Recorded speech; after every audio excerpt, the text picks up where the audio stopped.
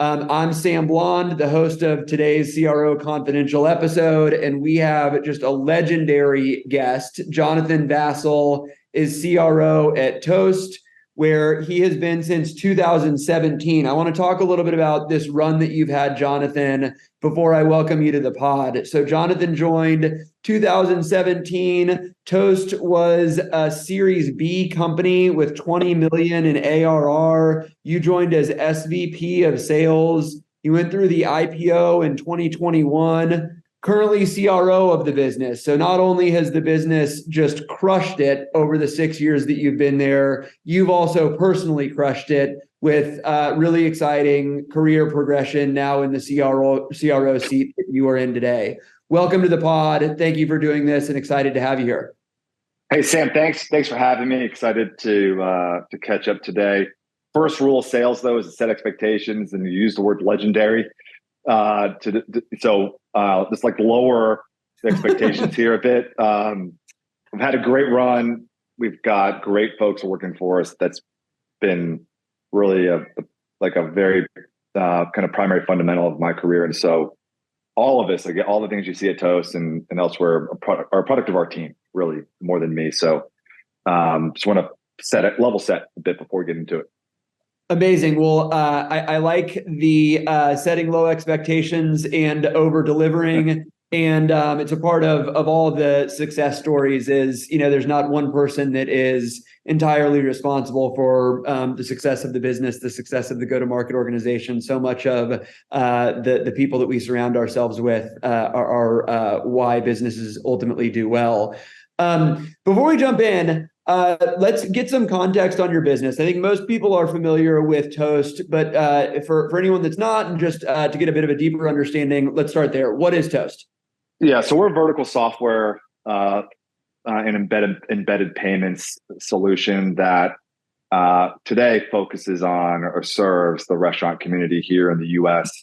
and abroad across the U.S. I'm sorry, Canada and England and Ireland and the UK. And in other markets as well. And so we've been at it. Toast has been at it, 15, 16 years, venture-backed startup, one of the fastest growing software businesses of all time. And we've got, I think we said today, we've got 85,000 customers across the US and Canada and the UK. And we're still in our early days, right? And so we're one of those unique businesses.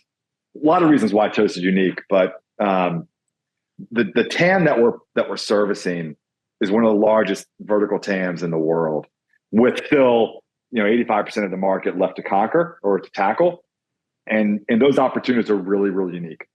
That's what makes our job and our role at Toast really challenging and rewarding, right? Because we think we're in pretty rare air, and are excited for not only excited about what we've accomplished, certainly in the run we've been on, but also the runway ahead. Awesome. Well, so many things in there that we're going to sort of distill into the first topic. A couple things that stood out that you mentioned. One, you joined the business at 20 million in ARR. You just passed $1 billion. So sort of unprecedented growth on the revenue side. You also mentioned this large, from a market share perspective, still just getting going as sort of you described it. Let's start with customer acquisition strategy. I suspect that Toast is going to be unique in the way that you acquire customers, given the sort of TAM that you're going after, and what I would think of as like the non-desk worker nature of restaurants. Let's start here. How is your go-to-market structure? Are you selling in the field? Do you have an inside model? What describe? Yeah, it's sort of all of the above. I'll start with the one of the greatest strengths of our go-to-market motion. I'll start with is the partnership between our sales organization and our marketing organization. We are in lockstep and work very, very well with one another to drive growth across the business. And it starts there, right? So my counterpart, Kevin Hamilton, our CMO, and our teams work very closely to drive the business. Separate of that, I think what we've done really well, and I'll get into the structure here in a second, is we understand our TAM, okay, at the deepest level. And we've spent a lot of time understanding our market, who the composition of the restaurant vertical, how they make decisions, what's important, all of these things that you learn. Ironically, my boss Aman Narang is one of our co-founders and our COO. He was the first salesperson. He spent the early years selling into restaurants locally, and that experience is invaluable. It really is. And what we learned, right? My background is really an SMB. I've been in high growth software enabled businesses pretty much my entire career, leading teams that sell things and services into small businesses. And what makes the restaurant vertical distinct, and therefore our go-to-market motion distinct, is really the density that you see with restaurants. So there is no other vertical that has that many rooftops in the US or across the globe, right? So if you think about any city block, right, in San Francisco or Miami or wherever it might be, you may have a pet store, you may have a drugstore, right? You may have a salon, then you'll have 4 restaurants. So it's really the only vertical where the density is really compact. And we've leveraged that to our advantage. And because of that density, what really matters to a lot of restaurants when they consider new technology purchases or any purchase for that matter, right, is social proof. And that's been consistent with every business that I've been a part of that has sold into and served SMBs, right? Social proof is incredibly important. And it's even more important in the restaurant vertical because of the density. So we have, with our sales organization, I'd call it, 75 to 80% are field-based sales reps, where they are in the market, they own a geography, and they are the trusted advisor to the restaurant space in their patch, as we like to call it. The balance of our new business team, right, are inside reps, and they act in the same role, right? Their role is not any different. Their TAMs are different. Their territories are different because they may not have, the density that the field reps enjoy, right? Or they may have different areas where it's been difficult for us to hire. So that the inside team has grown as a percentage of our business, and it's become a key part. But if we can find a rep on the street in a geography, that's our preference right now. And we you can think about how meeting face to face versus remotely might create an advantage, and we've certainly seen that. Super interesting. Point of clarification, and then reinforce a point that you had around meeting in person and the advantages there. You described segmentation. And when I think about segmentation traditionally from a software standpoint, it's more about like revenue opportunity. We have field sales folks that are going after the largest revenue opportunity companies, and we've got inside folks that are going after maybe smaller companies, smaller revenue opportunities. What I heard is that you all actually do sort of like restaurant density. So if you're in New York City, you have a territory rep. If you are in the suburbs of Kansas City, Missouri, where I grew up, there might not be a territory rep there. And so the inside folks take care of the sort of like less densely populated areas. Is that the right understanding? Yeah. The way to think about that is, that doesn't mean the suburbs of Kansas City are any less important to us. It just means there are fewer restaurants, right? And so what an inside rep might have part of Topeka, right? In fact, when we first started thinking about how are we going to serve tertiary markets where it's difficult to hire, can we serve them with an inside team? The first city we went after was Topeka, by the way, ironically. But you might have Topeka, you might have parts of Lawrence or other parts where like the density just doesn't justify a field rep. We'll cobble those together with an inside team. The quotas are no different, by the way. Like that inside rep is still going to produce the requisite amount of ARR as a field rep. They're just going to do it across a different geography. And so what enables us to have this model, because many of our competitors don't have a field-based model. They have an inside-based model. There are benefits to that. It's a little easier to scale. Hiring is centralized, although today with the after effects of COVID and with more and more folks being remote and hybrid, the talent funnel has opened up considerably. But what I would say is, we try and have, in the instances where we have enough density, we'll put a field rep. What I will tell you is what enables all of this for us, and I think this is a differentiator, are really our unit economics, right? And so there are other businesses or other verticals that don't have the density and that also don't have the unit economics to get the payback that you need on a distributed workforce, right? We do because of the software plus embedded payments model, right? And so if you only have half of that, if you only have the software piece and you don't have, you don't have the ARR coming in or the LTV to justify the expense, your paybacks it will be out of whack. And so what's enabled this, I would say, is both the density that we see in the TAM along with the unit economics of our business, which are remarkable. Those together have kind of pushed us towards this strategy. Super interesting. One takeaway that I'll reinforce, you said something like, the advantages of selling in person versus selling remote. One thing that we did in the early days of Brex was we measured conversion rates based off of whether a potential client received an on-site visit or not. And those that a sales rep went on site and met the customer, they closed at like a 3x rate. So let's say our conversion rates were something like 15% from opportunity to close. If it was a non-in-person, opportunity, and it went up to like 45% if we did an on-site. And I think when the lockdowns happened and everyone sort of went remote and in-person interactions were happening far less, there's this like lagging effect that it seems like these in-person interactions are happening fewer and fewer. And I think it's a missed opportunity for many where, getting back to meeting folks in person, whether it's a potential customer or an existing customer, I just think the benefits of doing so are massive. Yeah, we see something similar, right? Where our conversion rates when we're in person are higher. Certainly, there's no doubt. That doesn't mean that our conversion rates when we're not are materially different. They're not. But, there's a reason why we're 80-20 in terms of field versus inside. But I'll also say, again, going back to the density, there's so much value. If you think about, we've studied quite a bit and I encourage companies that I work with to think about this.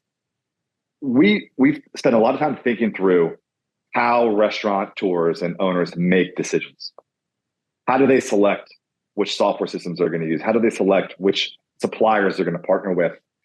And so much of that comes down to this local, we'll call this local ecosystem that restaurants live within, right? And what we're finding is when you can penetrate that local ecosystem and be part of, in some cases, the fantasy football league or whatever, like when you get into that decision-making ecosystem, it's very, very powerful, right? And within that ecosystem, you have the food purveyors, you've got the knife sharpener, you've got the equipment manufacturers, you've got all these folks that serve restaurants that all work together. And it's easier to penetrate that ecosystem when you're in person. There's just no doubt, right? And so what we see, not only do we see the impact on our conversion rates and win rates and those sorts of things, we also see it top of funnel, right? Where we're able to find decisions or find opportunities that exist that others may not know about. Because we're kind of we're that trusted advisor within the community, which in the communities in which we serve. And earlier you referenced that you all on this, the sales and marketing are sort of in lockstep with one another. And you've talked about these different geos where you have field sales folks in territory and then maybe less densely populated areas where you don't.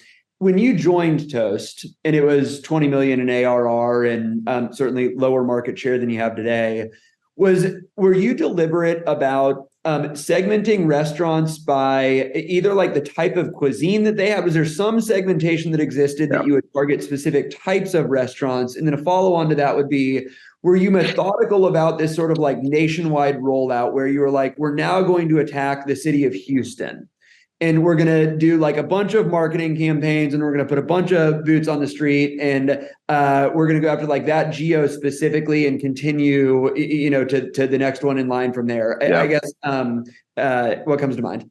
Yeah, there's a lot in this one. We've spent a lot of time thinking through this. I would say the folks on our sales and marketing teams that help us think through everything from, resourcing, territory planning, incentive structures. Like I think those teams that handle that are world-class. And all of those elements are, the confluence of those elements go to answer your question. So while we didn't early on, like when we were launching, let's just say we're launching Seattle for the first time, what we know is the territory size you give the rep will dictate your growth rate, right? And so while we could have given our first rep the entire city of Seattle, we knew that'd be counterproductive, going back to the density, right? And so the key is to,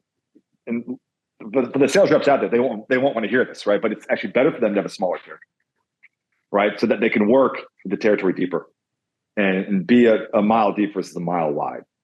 And so that's number one, right? And as we thought about the incremental reps we added, when we went from 200 reps to whatever we have today, which is many multiples of that,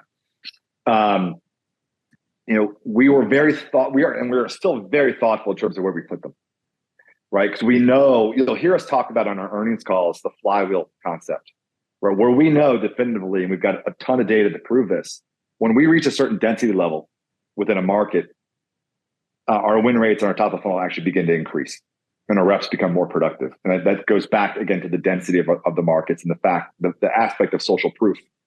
So if you believe that, then where you put the next incremental rep really matters.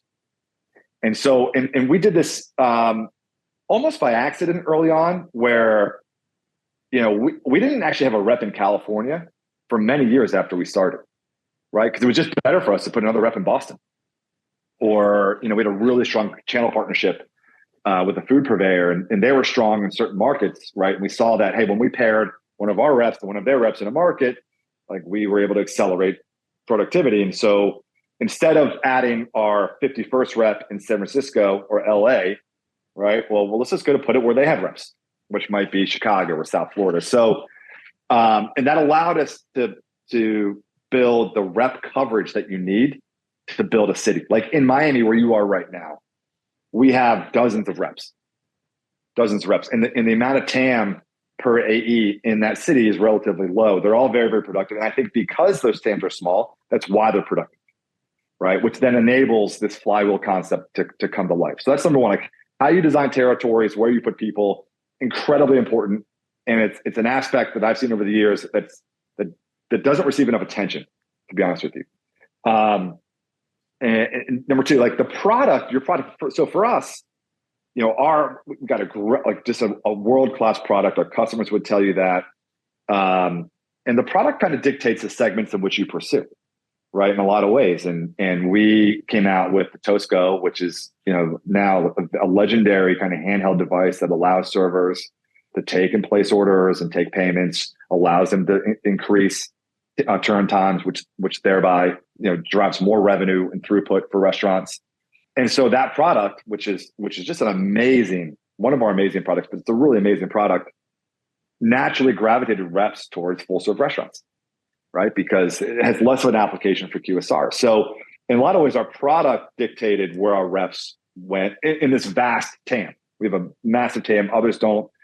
And so almost unintentionally, they gravitated towards segments based on the product. And then the last influence is really the incentive structure, right? And the incentive structure, as you know, is like the biggest lever any head of sales or CRO has. It is infinitely complex, right? And it has, we seem to are in this iterative process where we are learning every year what our teams need and how the incentives need to be structured to satisfy what our teams need, right, and what the business needs. And so it's a very complex process, but that is one where it's a huge lever that you can use to really drive behavior, across the business.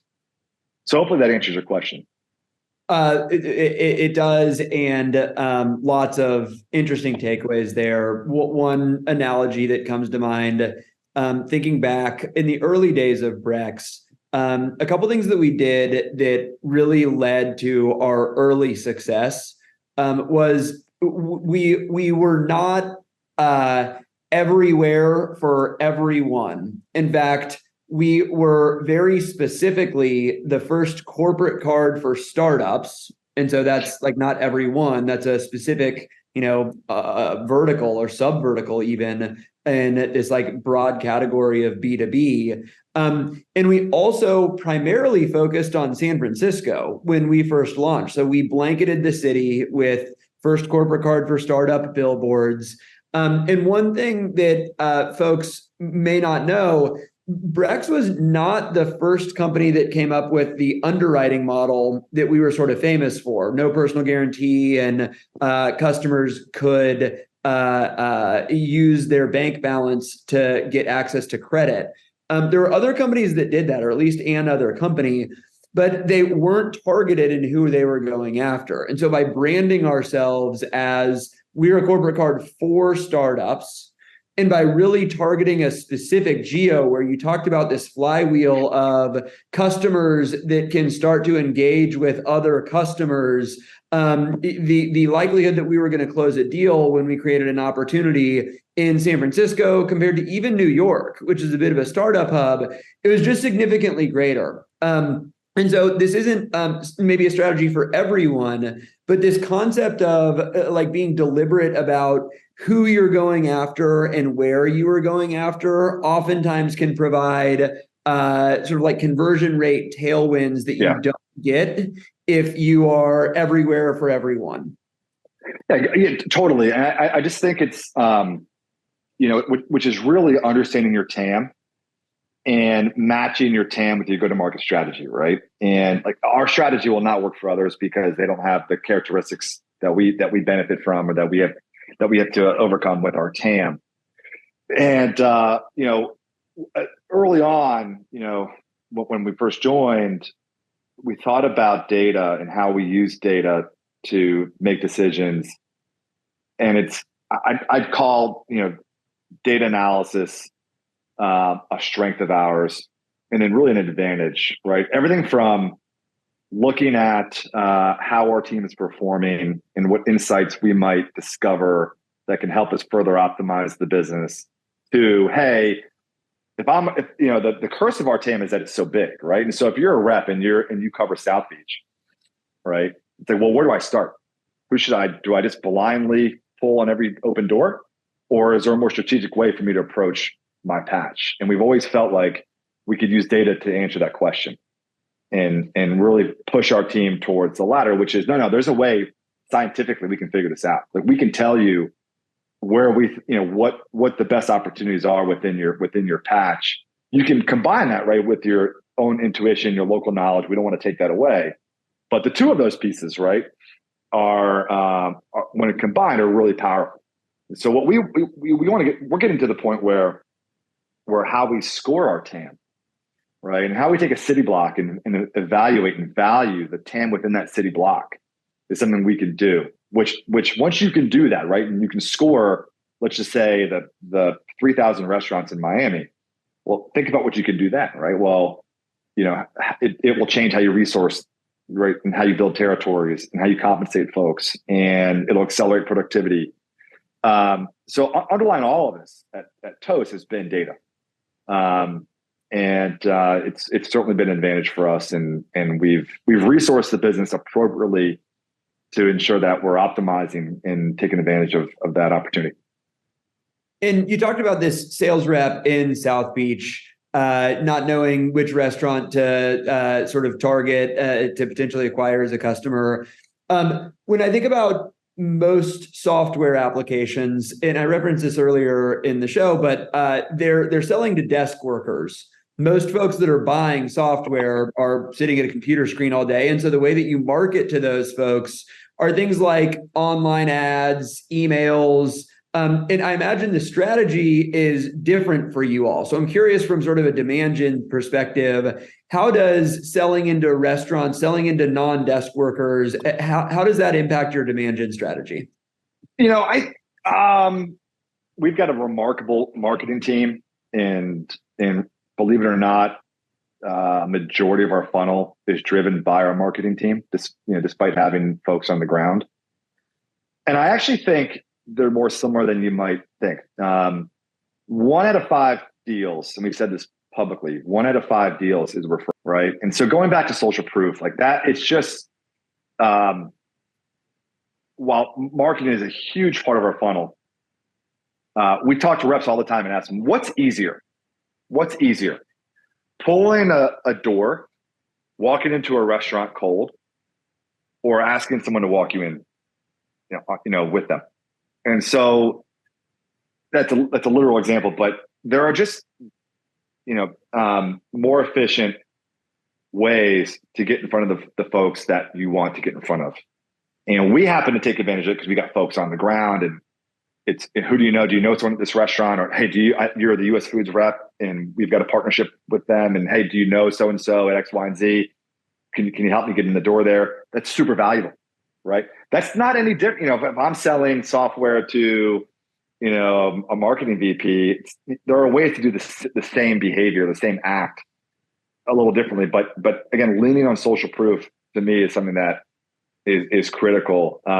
We certainly do, kind of offline market level field-based tactics from a marketing perspective that you may not find with decision makers that are in an office. But we certainly, again, because of how we've thought about going to market and how we prioritize markets and zip codes, there's a bit of a halo effect, right, from our brand and our product as we reach certain density levels within a zip code.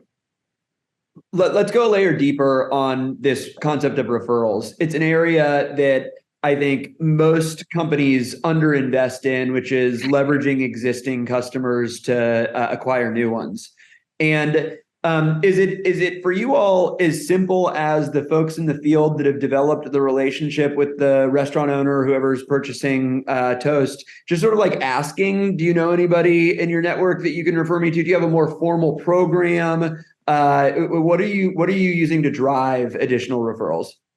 Believe it or not, asking still works, right? But most people don't do the bare minimum. I know. It's like all I gotta do is ask. So, and we're still teaching our team these things, but I would say there's, it goes a level deeper. We talked about how we think, or how we've studied how our folks who purchase restaurant software, how they make decisions and what influences their decision, right? And we have a very, very robust partnership program in the ecosystem where we've got software applications that we integrate with, that integrate to Toast, that solve certain features that we may not have, right, that a third party can solve for. We have marketing partners. I've referenced US Foods as a large marketing partner of Toast. And so we have a large kind of channel partnership aspect of our business that is as important as walking into a restaurant and asking, do you know someone else that might be interested? Like, there's certainly that element. And what we try and teach our reps and our team is, would you rather, again, walk into a restaurant cold, or would you rather walk into an existing customer, ensure that they're happy, right? And ask them if they know of someone that might be in the market. 8 times out of 10, they do. Bottom line, 8 times out of 10, they do. And so that's something we talk to our team about, becoming the mayor of your town.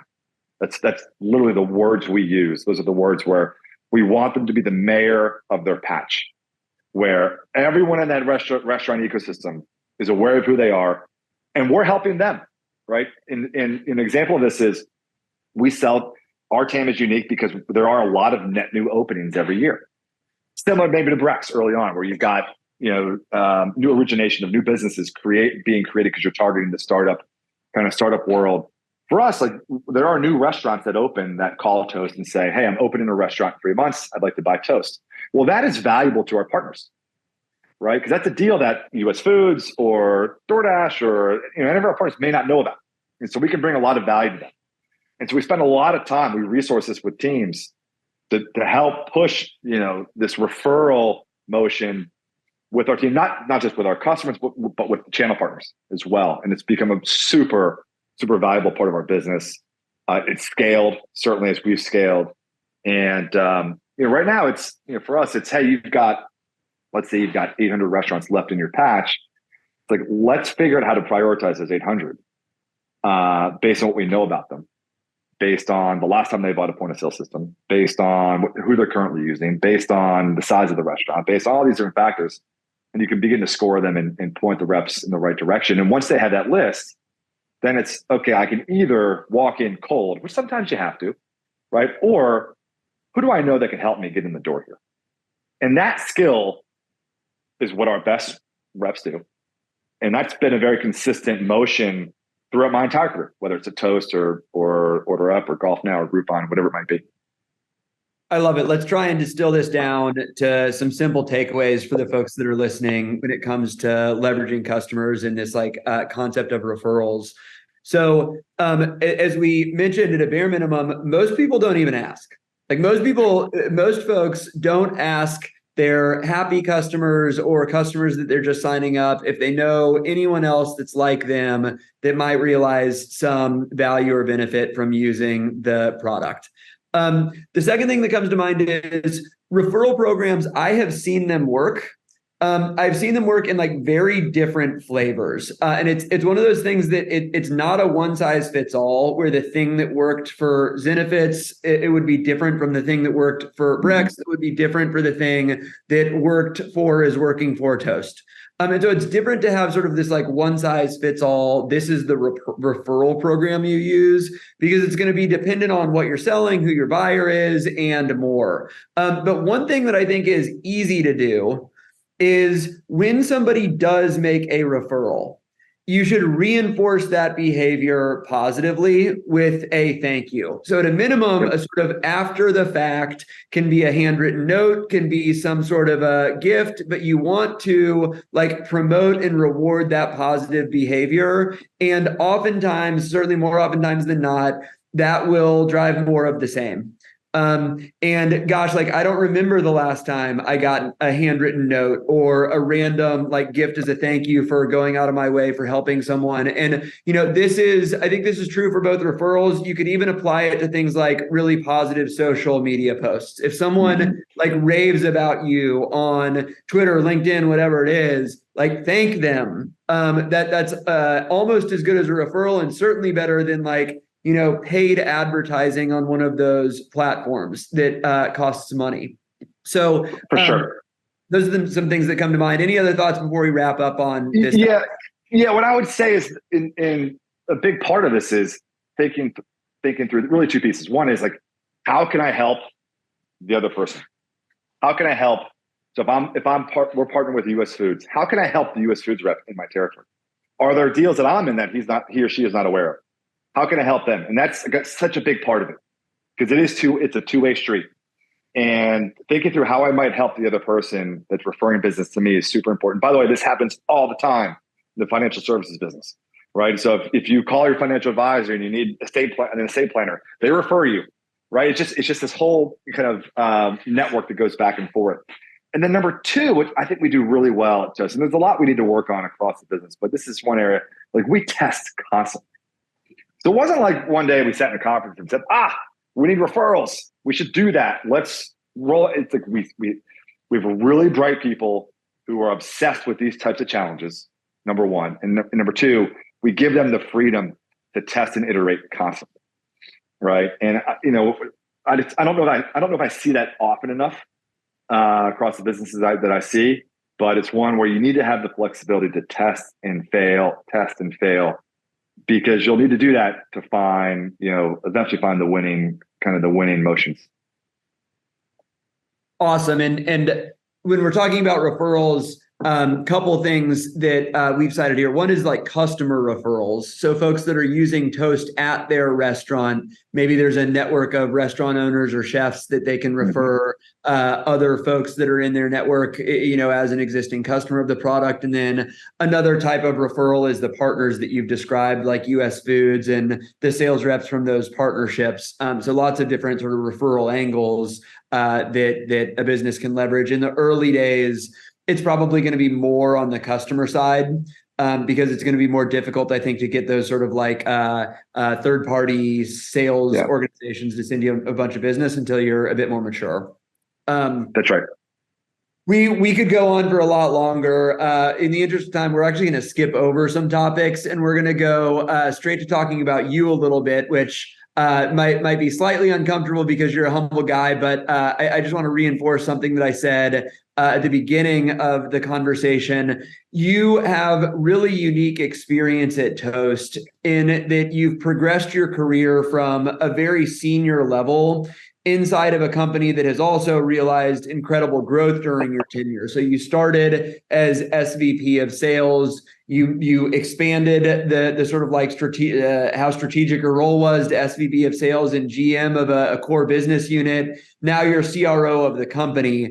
And while it's common for folks that are starting in more junior roles, whether it be AEs, sales managers, sales directors, to realize really exciting career growth inside of a hyper growth company like Toast, I rarely see it happen at the most senior levels. In fact, I mostly see CROs being topped as companies enter into new stages of growth rather than being promoted from non-C-level positions like you were able to realize. So what do you attribute your success and ability to accomplish this to?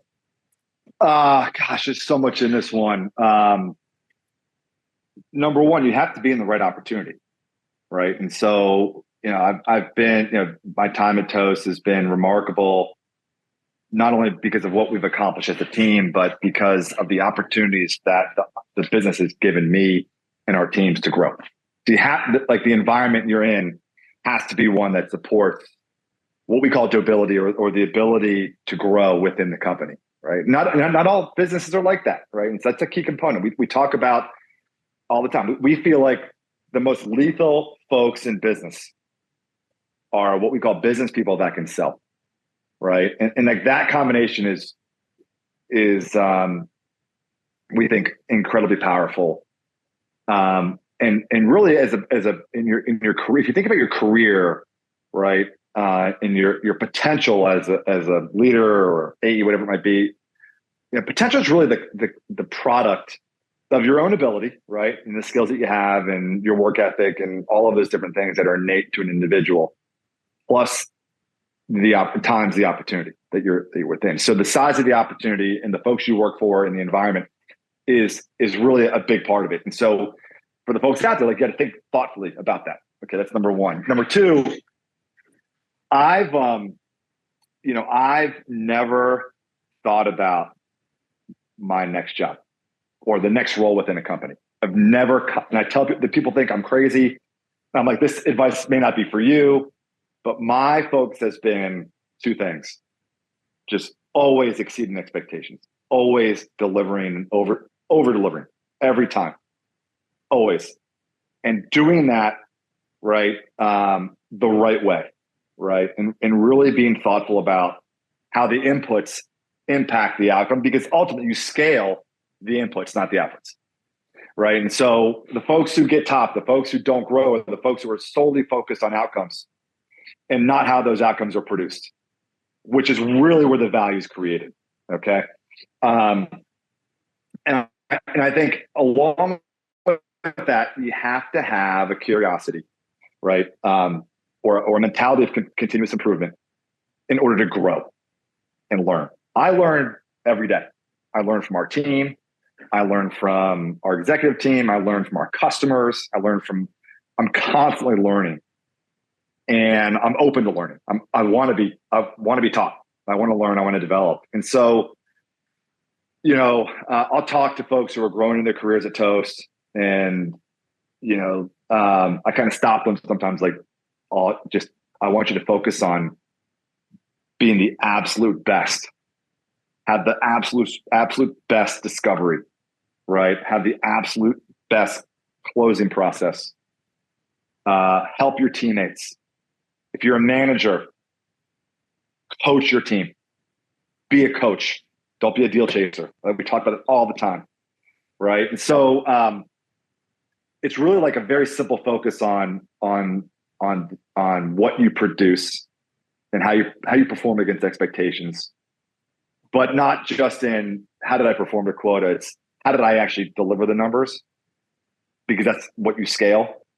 And generally, if you do that, if you perform well, exceptionally well, you're curious, you're learning, you're growing, you're improving, and you're in the right environment, your career will grow. It certainly will grow at Toast, right? I think we had a stat recently here where like 25% of our sales organization, which is large, right? It's a big number, had been promoted in the last 12 months. And I talk about the environment at Toast. We promote from within. Well, that's for a couple of reasons. One, it's the right thing to do, right? Two, when we're trying to hire reps or managers and we're competing against other companies, this is, earlier on when people didn't know who Toast was or what we did or, that sort of thing.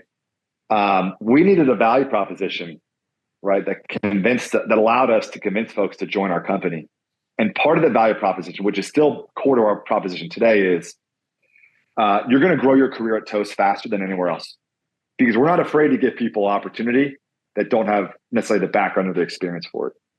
Some of our best sales reps were school teachers, or have come out of the military, or have come out of the restaurant industry, not folks who have had many years selling, for other businesses. And they join us because they want to learn, they want to grow. They also want to grow their careers. We value promoting from within.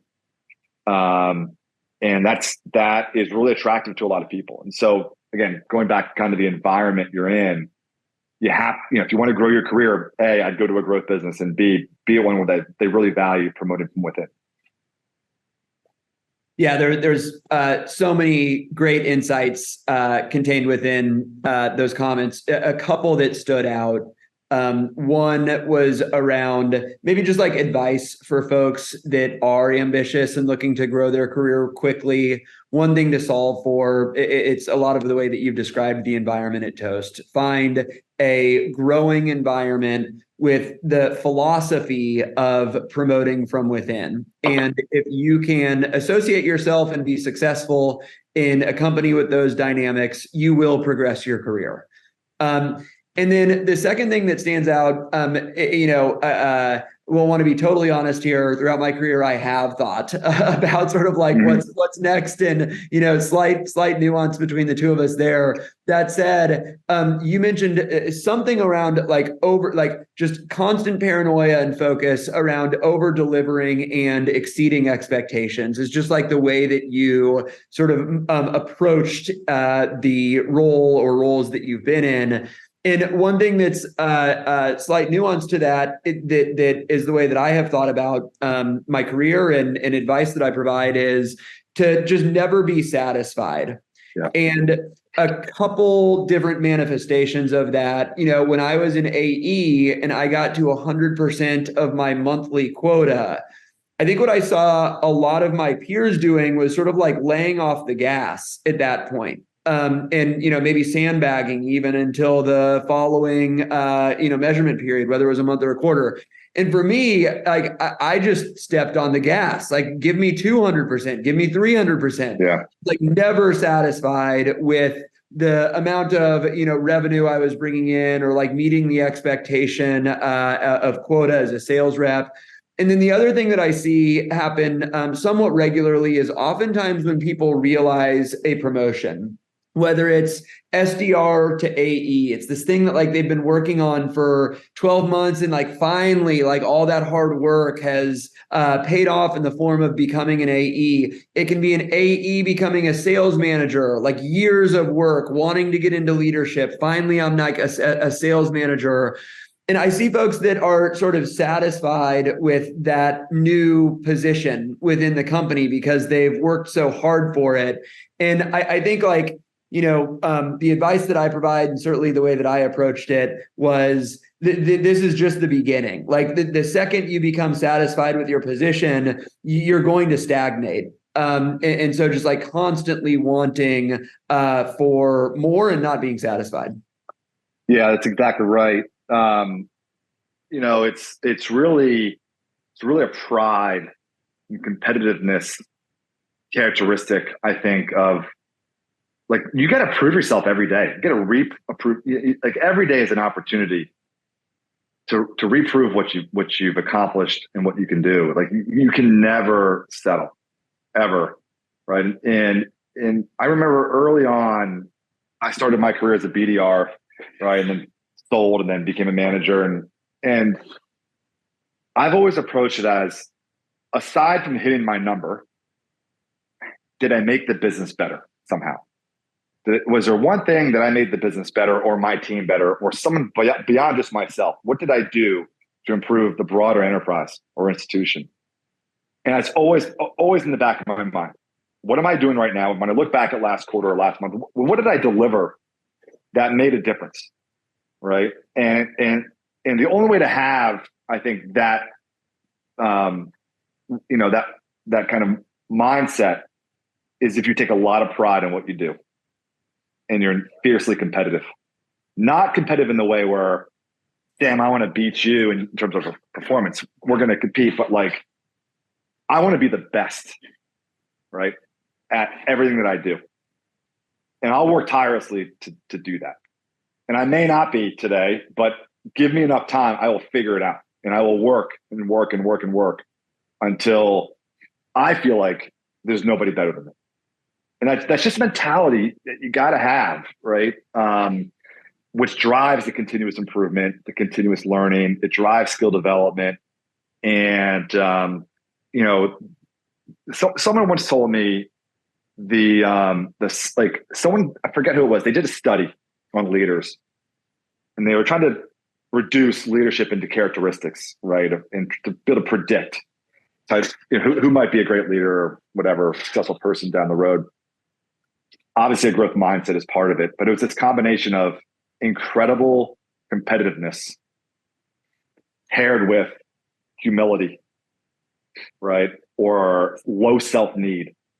Like the combination of those two is lethal, right? And so you'll never hear me say me or I just don't believe in it. And it's not about me, but we want to win, man. We want to be better than anybody else. And if I go to a conference or I'm partnering with other CROs or other executives, and I hear that they're doing something better than us, it like irritates me, right? And we'll go figure it out. And so there's like this driving competitiveness that you got to have, I think, which will become the engine, right? The motivation that you need to continue learning, to continue kind of, honing your craft. I love it. And can't think of a more positive or better note to wrap things up on. So Jonathan, really appreciate the time. So much interesting insight in how Toast is run as a business and the way you acquire customers, all the way to the way you've run your career and advice that you have for other folks that are trying to emulate that. So thank you for your time. Really enjoyed it. Thanks to all the listeners. Hope to see everyone in a short time. Bye-bye.